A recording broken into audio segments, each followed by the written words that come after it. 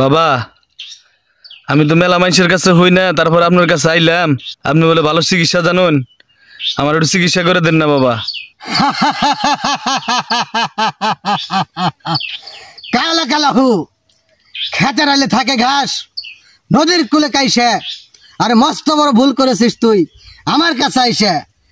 200 টাকা ফালাই কন তুই মুচকি হাসে হাসে।